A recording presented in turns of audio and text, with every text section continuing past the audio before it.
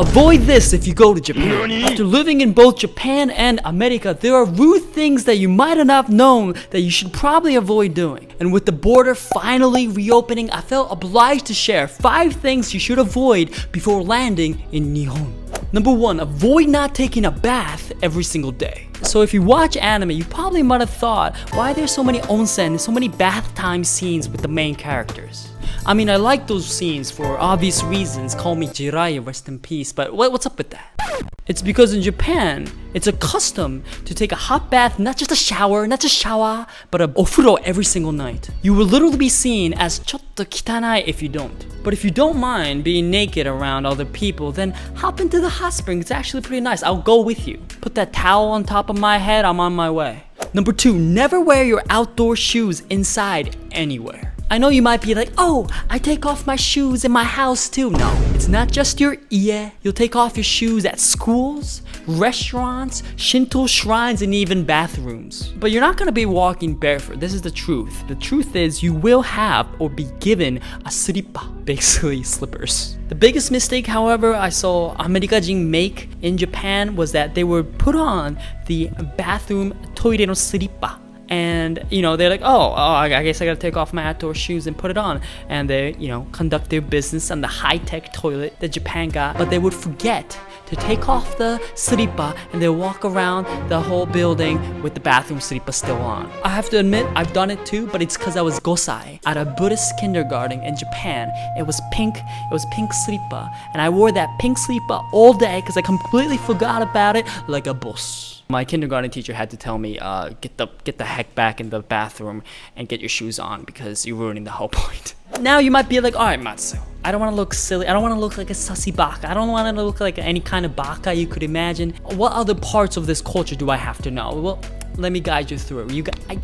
You're welcome. So close your eyes and imagine you're coming to my Matsu-sama's family house in Japan. The Matsu's household, the Matsuke, or the Matsu clan. My otosan, okasan, oji-chan, oba-chan, you better be respectful. So first, when you open the door, you would see the area called genkan. Genkan is specifically designed for you to take off your shoes. It's kind of like a indoor yet still outdoor portion of the house. I mean, it's indoors, but you know. Essentially, there is a level that lifts up where you actually enter the house, so the bottom one is still kind of like hard ground stones. You're still allowed to walk with your outdoor shoes. You're supposed to take off your shoes here. But not only that, you have to make sure when you take off your shoes, turn it around and point it towards the door with it well organized. If you have it all over the place, they'll think you're a 3-year-old and be like, chotto ne, chotto kitanai. But if you do that, you will be offered a cute little slipper. So it's a win for win. And these things, obviously, it's not just the Matsuke, but it's anywhere, any house you get invited over to in Japan, you have to at least do that by the genkan. Take advantage of it, take off your shoes and point it towards the door. And then if you do that, the Japanese family is gonna be like, この人ちゃんとしてしっかりしてるね. But the main reason you have to do this is not just respect, but cleanliness. Japanese people really care about cleanliness. And you having shoes and separating the uncleanly from the cleanly is very cultural. And if you're a foreigner, if you're a gaijin, maybe you'll get away with it, but you don't want to be that guy if you see my video, you know? You don't want to get that gaijin pass. Leave a like if you've liked the video so far. It really helps out with the YouTube algorithm. Arigato.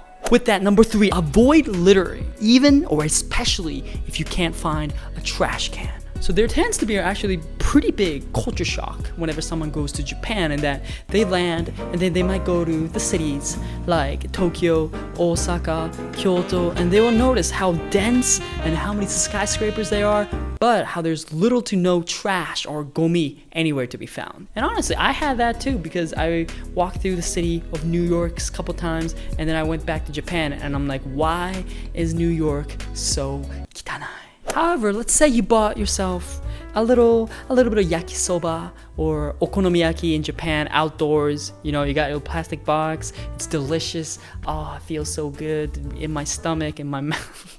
And then you're like, wait, where am I supposed to throw out this trash? I'm looking around, I can't find a trash can. You're like, what the nani? How, where? I thought they like to keep it clean. What am I supposed to do with this? Well, if you don't know what to do, what you're actually supposed to do is to literally carry that trash with you all the way home in your backpack. Nobody cares how you're gonna carry it, but you gotta carry it all the way home with you, or you find a trash can far away. But you shouldn't really look for it because you don't really know where they could be. Sometimes convenience stores are a good way, but if you don't know where any convenience store is, they don't accommodate for your trash needs. You better bring it home. And the one thing is, let's say you litter, right? While littering, if you put a trash down somewhere, what you would get is that Japanese people would just stare at you like this.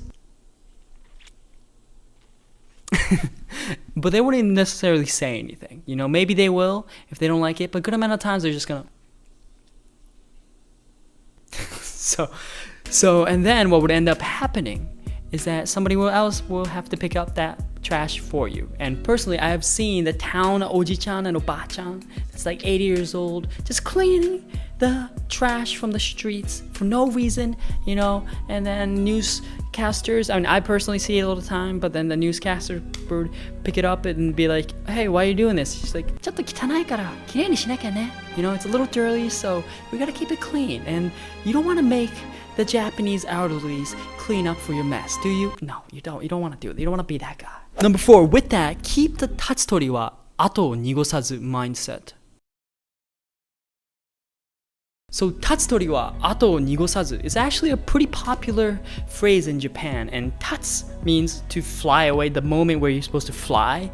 Tori is a bird, wa is a particle for statement, ato is like the place you leave behind, and nigosazu comes from the word nigosu, which means to make it impure, and nigosazu is to not make it impure or dirty. So essentially, when a bird flies and leaves no dirty trace behind. Why is this important, you might ask? It's because at moments like even the FIFA soccer tournaments, there's a bunch of articles that comes out every tournament that Japanese fans clean up after themselves, even cleaning up all the trash cans, and it catches international attention. And it's when Japanese fans travel internationally to other foreign stadiums. And there's a famous quote that says, but after the team swept Colombia off the pitch, Japanese fans also did their share of sweeping, meticulously cleaning up their rows and seats in the stadium. That's pretty funny, but always, every single time during these international events, it catches headlines where a bunch of videos come out of Japanese people just cleaning up after themselves during a stadium, and it's always a big hit. But people in Japan are like, what the nani? What's the big deal about this? But obviously, right, at the end of the day, it's probably universal to keep a place or a public place like stadiums pretty clean, that, you know, a lot of people would go in and out, so it would always be nice to keep those places clean. And to make that cool sounding when you want to tell other people to clean up for themselves, don't be like, hey, why won't you clean up? No, say tatsutori wa ato o nigosazu. Say it with me one more time. Tatsutori wa ato o nigosazu. Can you say it? Did you say it? Comment if you said it. Number 5, avoid the Kegare. Now you might be thinking, where does this cleanliness come from? I get it, Matsu, that it's cultural, but it must come from somewhere. There's some core. That's a good question, and it comes from the notion of Kegare. Kegare means impure, and its true meaning comes from the religion of Shinto, the Japanese religion. As from this, you could probably tell that purity and impurity, cleanliness and dirtiness is heavily tied with Shintoism, in that there are many of the festivals and rituals that Shintoists and Shinto priests and priestesses do is for purification. And purification is also closely linked with the relationship with the gods. If you're pure, you got a good relationship with the gods. If you're impure, the gods are like, I don't want to hang out, I don't want to come out. So if you use a Susano, if you use Tsukuyomi, I don't want to do anything. One of the Shinto-based rituals of purification you probably even know is the Kagura from Demon Slayer, or even Your Name, where Miko, Miko is a priestess, so she is a young female around late teens to 20s that wear this red hakama. It kind of looks like a skirt. We can't call it a skirt because it's not, because it's hakama. kind of looks like it though. A white kosode, apparently a predecessor to the kimono, and some white or red ribbons in the hair. So they are called miko, and whenever they give a dance ritual or a Shinto ritual, obviously it is for the ritual for the gods, but like I just said, ritual with the gods is also a ritual for purification and cleanliness. Anyways, if you go to a Shinto shrine, you might see some water everywhere, and that there might be some water with this little wooden thing, little dipper thing, and where you could wash your hands and drink the water, and that purifies you for a little bit. Not too long, because I don't know what you do with your free time. At the end of the day, do you have to take a bath every single day? Yes, you do. You better, if you're only taking a shower, if you're like, oh, is a shower enough? No, it's not. You don't get that purification. You don't get that meditative state by only taking a shower. You have to take ofuro, hot spring. Maybe you'll join me on a hot spring next time. All right, I'll go. Just hit me up. So essentially, keep it clean if you go to Japan. Leave a like. Don't forget that, and subscribe to join the Nakama. Peace.